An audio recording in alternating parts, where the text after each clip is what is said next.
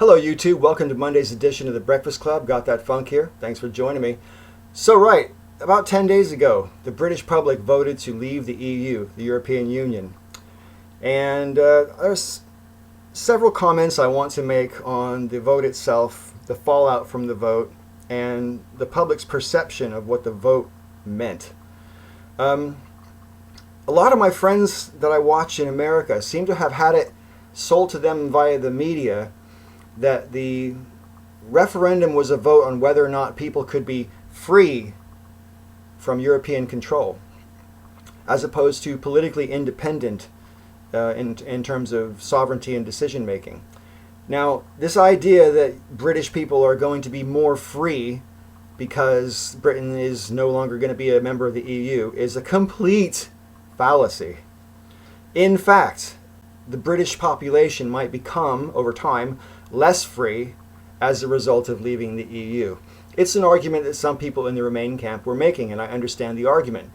During Tony Blair's administration, some 10 plus years ago, the British government signed up to the Human Rights Act, which was EU legislation. And that gave British citizens more protection than they previously had before the Human Rights Act was passed here in the UK. And now that all these EU regulations are going to be going up for renegotiation, it is entirely possible that the Human Rights Act, which is part of British law now, might get either diluted or completely just taken off the books, and people will actually be less free, have their rights less protected, call it what you want. Now, it's entirely possible that won't happen. We just don't know what the future holds. But I'll tell you what, the future is in flux right now.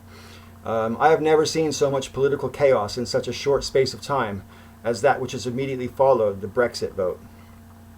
For example, the day after the referendum, David Cameron resigned, the Prime Minister, and there's been a lot of pressure on his opposite number in the opposing party to resign his post, and I'll talk more about that in a minute. And then today I saw on the cover of the newspaper that Nigel Farage, the leader of the third largest party in the UK, which is called UKIP, United Kingdom Independence Party, he's resigned as well, saying that he's been fighting for years for this for Britain to leave the EU, and now that that vote has been done, his job is no longer necessary, and he wants to step aside and have his life back, he says. And by the way, when I refer to UKIP as the third largest party, I'm talking in terms of votes at the last general election, just to be clear. Anyway, so political turmoil is an understatement, and the political news has been moving so fast over the past week that it's really actually hard to keep up with it. Now, the Parliamentary Labour Party never really liked Jeremy Corbyn, the leader of the Labour Party, who was elected after Labour lost the last general election last spring of last year. And the PLP, the Parliamentary Labour Party, never really liked the guy very much, and probably had a significant portion of their membership plotting for ways they could get rid of him early because they didn't really feel that he was a serious contender should a general election come up. They didn't feel that Labour had a chance of winning a general election with Jeremy Corbyn as the leader. We can argue ad nauseum about whether or not that's the case. I don't really want to make that argument, but I will say this. Jeremy Corbyn was elected with more than 60% of the vote from the membership of the Labour Party. In other words, grassroots, people at the grassroots. The actual members of the Labour Party wanted Jeremy Corbyn. But the Parliamentary Party didn't. They don't think he's the right kind of politician to sell to people who are not Labour supporters. And they wanted someone who had more sort of broad appeal and perhaps a little bit more realistic policy chops, On this issue, I absolutely will defer to my Breakfast Club colleague, Landon, who makes his videos on Wednesday, and I'd be very surprised when he sees this video if he doesn't decide to respond to it. I know Landon's never been a fan of Jeremy Corbyn, and that's, entirely his prerogative. But I actually quite liked Jeremy Corbyn, and I don't believe the media's spin that if Jeremy Corbyn was to lead the Labour Party into a general election, that he would necessarily be the reason Labour lost. And I'll tell you what, with all the chaos that's going on in the party right now, the chaos in the party will be the reason Labour loses if there's another general election, and there could be another general election as soon as this autumn. Because with the leadership of the Tory party going up for grabs in the next couple of weeks, The leadership of the Labour Party is almost certainly going to be changing in the next month or two, and the leadership of UKIP is going to be changing in the next month or so. All three of the largest parties are going to have brand new leaders with no public mandate. And if I was the incoming Prime Minister, which may or may not be Theresa May in a month or so, I would want to call an election as soon as possible to get that public mandate, and also, quite frankly, to catch the opposition with their pants down, because Labour is in serious disarray.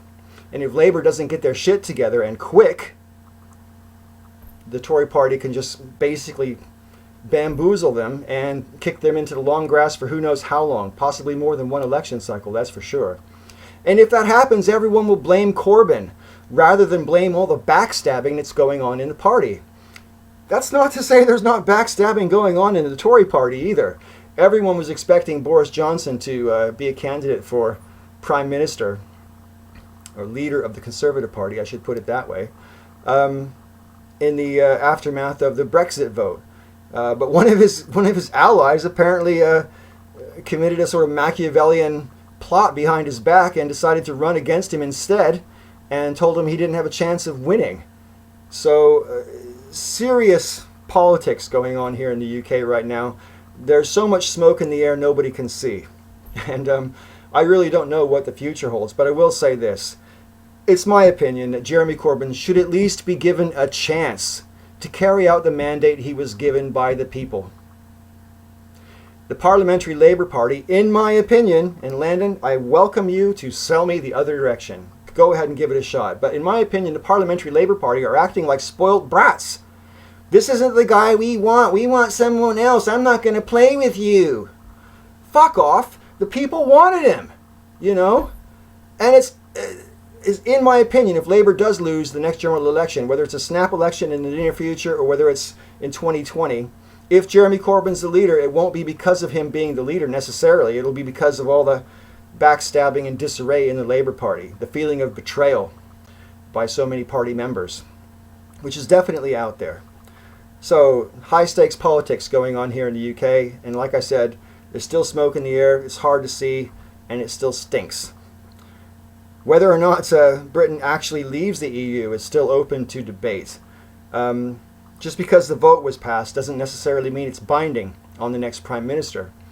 And if Theresa May, as the most likely candidate for the Tory party to take over as leader, becomes Prime Minister, she has said publicly that she would begin the negotiations to invoke Article 50 and start the process of leaving the EU.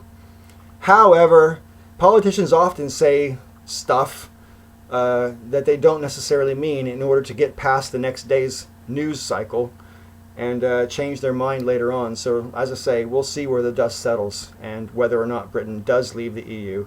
I think it would be political suicide for any Prime Minister who refused to invoke Article 50 against the wishes of the electorate. But on the other hand, maybe it's better to commit that act of political suicide rather than take the country in a direction that is almost certainly irrevocable. Once the Britain leaves the EU, joining it again would be immensely difficult and take an awfully long time, and you'd have to start back again from zero. And joining it again would mean necessarily adopting the European currency, which I know British people aren't very keen on. That's why they've kept the pound sterling 16 or 17 years ago, and I think it'd be very hard to sell the common currency to the British public. So I think if they do get out, they're out for good.